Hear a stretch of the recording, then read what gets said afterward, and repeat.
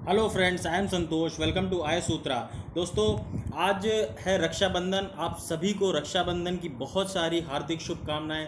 आज मेरा ये जो प्रीलिम्स का शॉर्ट न्यूज़ है, इसको मैं थोड़ा सा लेट हो गया लाने में, तो चलिए स्टार्ट करते हैं। सबसे पहले बात की जा रही है यहाँ पे, हरियाणा कैबिनेट ने अभी एक प्रपोजल क्लियर किया जिसमें रिजर्वेशन दिया जाएगा। लगभग 75% जो प्राइवेट सेक्टर जॉब्स होती हैं वो लोकल हरियाणा के ही लोगों को जॉब्स प्रोवाइड करी जाएंगी। ये बेसिकली इसलिए किया जा रहा है क्योंकि बहुत सारा आप देखेंगे जो दिल्ली एनसीआर का रीजन है, यहाँ पे जो अलग अलग स्टेट से यूपी, बिहार और झारखंड, छत्तीसगढ़, वेस्ट बंगाल, ये सारे जो स्टेट से आके बहुत सारे जो लोग अपनी जॉब करते थे, इस वजह से वहाँ का जो लोकल जो यूथ था, वहाँ पे जो लोकल लोग थे, वो लोग को जो एम्प्लॉयमेंट है वो कहीं ना कहीं मिलने में काफ़ी ज़्यादा प्रॉब्लम हो रही थी। इस वजह से आपको देखने को मिलेगा यहाँ पे जिन लोगों की सैलरी लगभग 50,000 या उससे कम है, उस जो दायरे में लोग आते हैं उनको इसके तहत लगभग 75% का रिजर्वेशन दिया जाएगा। बेसिकली अगर आप देखेंगे तो जो लोग प्राइवेटली जॉब करते हैं, जैसे कि आप देखेंगे societies, trust, limited liability, partnership firms etcetera, ये सारी जो हरियाणा के अंदर यहाँ पे आप देखेंगे ये सारी जो जॉब्स प्रोवाइड करती हैं, यहाँ पे आपको वही लोग काम करते हुए नज़र आएंगे जो ज़्यादातर अब लोकल लोग होंगे। तो ये खट्टर साहब का एक माइलस्टोन डिसीजन आप बोल सकते हैं, क्योंकि अगर हर स्टेट, अगर जहाँ पे ज़्यादा जॉब्स प्रोड्यूस हो रही हैं वो लोग ऐसा ही करने लगेंगे, तो इससे कहीं ना कहीं मोटिवेशन मिलेगी। जो लोग जहाँ से ज़्यादा लोग, जैसे आप यूपी से अगर ज़्यादा लोग माइग्रेट करके गुड़गांव जा रहे हैं, तो उन लोगों को कहीं ना कहीं ये, अब जो यूपी सरकार है ये सोचेगी क्यों वो लोग वहाँ जा रहे हैं, उनको यहीं पे जॉब क्यों ना प्रोवाइड करी जाए, यहीं पे जो मैन्युफैक्चरिंग इंडस्ट्रीज़ है, यहीं पे बड़ी बड़ी इंडस्ट्रीज़ क्यों ना सेटअप करी जाए, जिससे कि जो काम वो वहाँ पे कर रहे हैं जाके वही काम यहाँ पे करें और स्टेट के ही रेवेन्यू में कंट्रीब्यूट करें। तो इसके काफ़ी ज़्यादा एक ऑप्टिमिस्टिक रिजल्ट्स फ्यूचर में देखने को मिल सकते हैं। तो यहाँ पे अगर आप देखेंगे जो लगभग employers will have an option to recruit local candidates from one district to only 10%। मतलब लोकल के सिर्फ 10% एक डिस्ट्रिक्ट में काम करेंगे। एग्जेम्पशन क्लॉज में देखेंगे आप तो सूटेबल जो लोकल कैंडिडेट्स हैं ये अनअवेलेबल रहेंगे, इनको कोई भी एक ऑप्शन प्रोवाइड नहीं किया जाएगा जॉब करने का।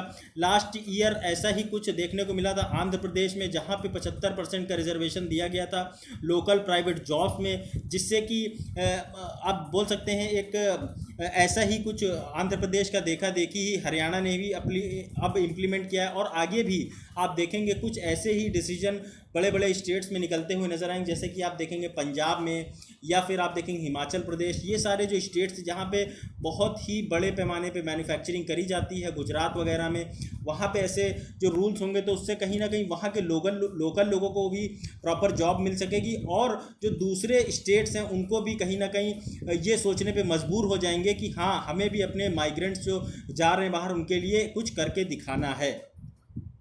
यहाँ पे बात की जा रही है, मिनिस्ट्री ऑफ शिपिंग ने अभी डिसाइड किया कि जो वाटर वे यूजेज चार्जेस हैं वो अब हटा दिए जाएंगे, हटा दिए जाएंगे। इसलिए जैसे कि आप देखेंगे, मान लीजिए आपको हल्दिया से कहीं आपको वेस्ट बंगाल के किसी रीजन में जाना है, तो वहाँ पे आप देखेंगे कि कोई भी आपको वाटर वे के लिए जो यूजेज चार्ज है वो नहीं देना पड़ेगा। इससे क्या, काफ़ी ज़्यादा जो इंडस्ट्रियलिस्ट हैं, जो मैन्युफैक्चरर्स हैं, वो अपना माल पानी के रास्ते से भेजने के लिए एक उनकी जो प्रमोशन होगा वो ज़्यादा सोचेंगे, क्योंकि ये सबसे सस्ता मोड ऑफ ट्रांसपोर्ट नज़र आता है। आप देखेंगे water transport is the most cheapest transport available in our country. तो ये आप देखेंगे वाटर यूजेज जो है चार्ज, ये नेशनल वाटर वे वेसल्स में लगाया जाता है। करंटली ये 2% है, लगभग 2% का जो टोटल कार्गो ट्रैफिक है उसे अब बिल्कुल से वेव ऑफ कर दिया गया है।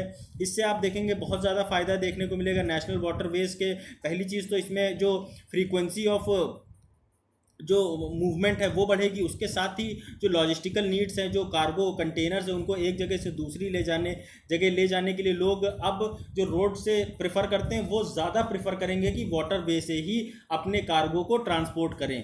तो ये एक आप अच्छी चीज़ समझ सकते हैं सरकार के द्वारा। यहाँ पे बात की जा रही है, ministry of road and transport highways ने अभी एक नोटिफिकेशन निकाला है जिसमें अमेंड किया गया रूल 93, जिसमें कि डायमेंशंस ऑफ मोटर व्हीकल्स के बारे में बात की जा रही है। सेंट्रल मोटर व्हीकल रूल्स 1989 के बारे में इसमें आप देखेंगे जो अमेंडमेंट्स होंगे ये प्रोवाइड करेंगे standardisation in the dimensions of motor vehicles. जो कि अब जैसे कि अब यूएनईसीई स्टैंडर्ड्स क्या होते हैं, आप देखेंगे United nation economic commission of Europe, इनके स्टैंडर्ड्स पे काम करेंगे। यहाँ पे आप देखेंगे ये एक इंटरनेशनल ऑर्गेनाइजेशन है यूएन का। आप इसका जो हेडक्वार्टर देखने को मिलता है वो जिनेवा स्विट्ज़रलैंड में देखने को मिलेगा। इसे 1947 28 मार्च को इसे फाउंड किया गया था। इसकी पेरेंट ऑर्गेनाइजेशन UNESC है, आप याद रख सकते हैं। उसके बाद अगर आप देखेंगे इसमें जो मिनिस्ट्री है इसमें बात कर रही है कि इम्प्रूव करेगी अपनी जो लॉजिस्टिक्स एफिशिएंसी है कंट्री के अंदर, और जो एनहांस्ड डायमेंशंस हैं वो प्रोवाइड करेंगे extra passengers to carry extra capacity with prescribed rate. आप मतलब जैसे आप देखेंगे काफ़ी बार ऐसा होता है कि जैसे छोटी गाड़ी है, इसमें एक सेट लिमिट कर दी कि इसमें मैक्सिमम 4 लोग बैठ के जा सकेंगे। अब लेकिन क्या करेंगे, इसमें चेंज किया जा रहा है कि मान लीजिए ये गाड़ी है, इसमें अगर जगह है 7 लोगों की तो 7 लोगों को ही बैठा के ले जाएंगे, जिससे कि कहीं ज़्यादा नुकसान ना देखने को मिले, इसका भी भला होगा और जो बैठेगा उसका भी किराया कम देना पड़ेगा। तो ये सारी चीज़ें देखने को मिलेंगी। इससे कहीं ना कहीं जो एक नया अमेंडमेंट आएगा, इससे फ़ायदा होगा। जो लोकल जो गाड़ी चलाते हैं लोग, कमर्शियल में यूज़ करते हैं, वो सारे लोगों को काफ़ी फ़ायदा देखने को मिलेगा। यहाँ पे बात की जा रही है डिपार्टमेंट ऑफ जो पोस्टल ऑफिस है उसके बारे में बात की जा रही है कि अब जो पोस्ट ऑफिस है वो अलाउ करेगा कि अब जो ब्रांच पोस्ट होगी वो जैसे कि public provident fund, monthly income scheme, national saving certificate, किसान विकास पत्र और सीनियर सिटीजन सेविंग स्कीम जैसी स्कीम्स में अब वो काम करेगा, जिससे कि आप देखेंगे जो लोगों की जो डिपॉजिट और सेविंग्स है वो कहीं ना कहीं सेफ तरीके से करी जा सकें। क्योंकि इस समय आप देखेंगे बहुत सारे लोग अलग अलग प्राइवेट फर्म्स जो हैं वो पैसा लोगों से इकट्ठा करके, कई बार आपने देखा होगा पूंजी स्कीम्स होती हैं, ये पैसा भाग जाती हैं। तो अगर पोस्ट ऑफिस, पहली चीज़ तो एक ऑथेंटिक ऑर्गेनाइजेशन है, ऑथेंटिक सरकारी मशीनरी है जिसमें लोगों का पैसा को अच्छे से सिक्योर करके रखा जाता है, अच्छे रिटर्न्स दिए जाते हैं। तो पीपल जो लोग होंगे वो अब डिपॉजिट कर पाएंगे अपना पैसा इन सेविंग स्कीम्स में। और आप देखेंगे जो इंडिया के अंदर पोस्ट ऑफिस है वो उसका जो नेटवर्क है बहुत ही शानदार है। इसमें आपको देखने को मिलेगी लगभग 1,31,113 ब्रांचेस देखने को मिलेंगी पोस्ट ऑफिस की all over countries in rural areas, मतलब गांव के क्षेत्रों में ये अभी भी फंक्शन कर रही हैं। तो इस बड़े लेवल को अगर कहीं ना कहीं एक होलिस्टिक वे में चला जाए लेके, तो आप देखेंगे अमेज़ॉन जैसी कंपनियां, फ्लिपकार्ट जैसी कंपनियां जो लोकल लेवल तक, गांव तक अगर आपको कुछ पहुंचाना है तो वहां पे भी ये काफ़ी ज़्यादा अच्छे से हेल्प कर सकती हैं। अगर ये लोकल जो प्राइवेट कंपनीज़ हैं ये पोस्ट ऑफिस के साथ मिल के कहीं ना कहीं काम करें तो और अच्छे से जो रूरल मार्केट है वहाँ पे पेनिट्रेट करा जा सकता है। ये मैं आपको ये सब एक्स्ट्रा चीज़ें बता रहा हूँ जो कि आप आइडिया रख सकते हैं पोस्ट ऑफिस के बारे में। यहाँ पे बात की जा रही है सेबी की, securities and exchange board of India. इसने अभी कुछ नॉर्म्स में रिलैक्सेशन दी, जैसे कि प्रेफरेंशियल अलॉटमेंट फॉर कंपनीज़ जो है इनके पास जिनका स्ट्रेस्ड एसेट्स, मतलब इनके पास जो पैसा है जो ज़्यादा इन्होंने लोन पे ले रखा है लेकिन पैसा दे नहीं पा रही हैं, इन लोगों को रिलैक्सेशन दिया जाएगा। इससे क्या होगा, जो एंटिटीज़ होंगी वो अपना जो फंड्स हैं वो रेस कर सकेंगी। जो लिस्टेड एंटिटीज़ हैं, जो स्ट्रेस्ड एसेट्स हैं, इनको प्रेफरेंशियल अलॉटमेंट हो सकेगा।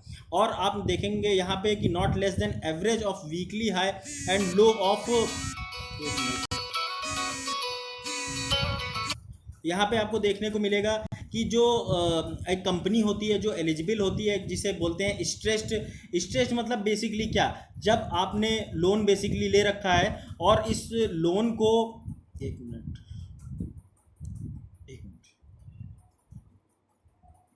तो आपने अगर बेसिकली एक लोन ले रखा है स्ट्रेस्ड, तो उसमें आप देखेंगे तो एक मिनट कुछ प्रॉब्लम कर रहा है ये। हाँ, तो अगर किसी कंपनी ने लोन ले रखा है तो इस जो कंपनी ने लोन लिया हुआ है इससे आप देखेंगे कि जब मान लीजिए 1 करोड़ रुपए का लोन ले रखा है, अब इस कंपनी ने अभी 30 लाख रुपए दिया है, 70 लाख रुपए बाकी है और 70 लाख रुपए देने के लिए इसके पास अब पैसा नहीं है क्योंकि कंपनी चल नहीं रही है।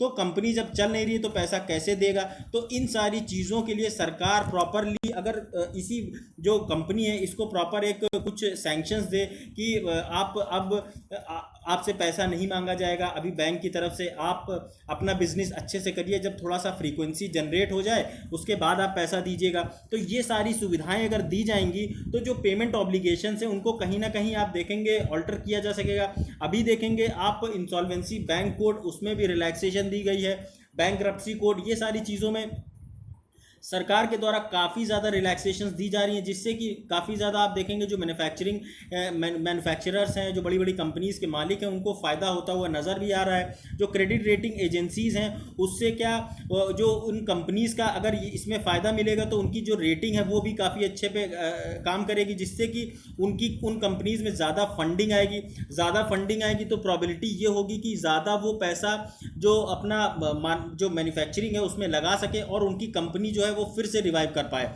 आप देखेंगे एक एंटिटी जिसने इंटर क्रेडिटर एग्रीमेंट किया in terms of reserve bank of India, जिसको बोलते हैं prudential framework for resolution of stressed assets direction 2019, इसे भी आइडेंटिफाई किया जाएगा एज स्ट्रेस्ड।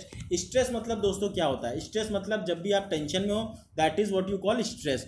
तो ये कंपनियां जो कायदे से परफॉर्म नहीं कर पा रही हैं, इनको बोलते हैं स्ट्रेस्ड।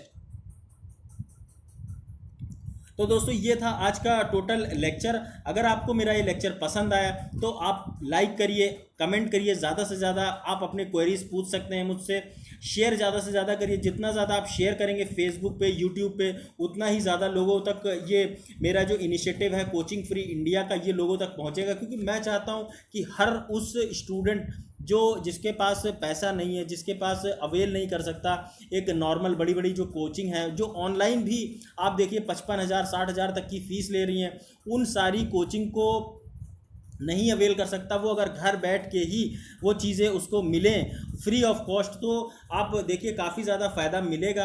आप इसलिए मेरे इस इनिशिएटिव से ज़्यादा जुड़िए और आपको फ्यूचर में मैं सारे पॉलिटी के, उसके बाद इकोनॉमी के, उसके बाद एनवायरनमेंट, उसके बाद ज्योग्राफी, हिस्ट्री, मैं ये सारे लेक्चर्स आगे फ्यूचर में कवर करूँगा। सारी चीज़ें आपको, सारा रेलेवेंट जो लेक्चर्स जो ज़रूरत हैं वो मैं आपको दूंगा। और आपको मुझसे कोई भी ज़रूरत पड़े, you are free to ask, you are free to comment and you can ask me anything regarding UPSC, जो भी आप प्रिपरेशन कर रहे हैं। आप मुझे ज़्यादा से ज़्यादा सब्सक्राइब करिए, ज़्यादा से ज़्यादा लोगों तक आप पढ़ाइए। पहली चीज़ तो कोशिश करिए कि आप उन्हें पढ़ा सकें, अगर नहीं पढ़ा सकते तो एटलीस्ट सब्सक्राइब करवाइए, उन्हें शेयर करवाइए, उन्हें मेरा लेक्चर दिखाइए, जिससे कि उन्हें भी बेनिफिट हो सके।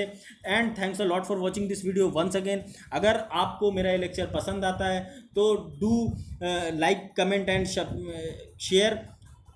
और लास्ट में अगर आपको ये मेरे इस लेक्चर की स्लाइड्स चाहिए तो आप स्लाइड्स मेरे टेलीग्राम चैनल IS सूत्रा से जाके डाउनलोड कर सकते हैं। तो thank you guys once again, happy Rakshabandhan, जय हिंद।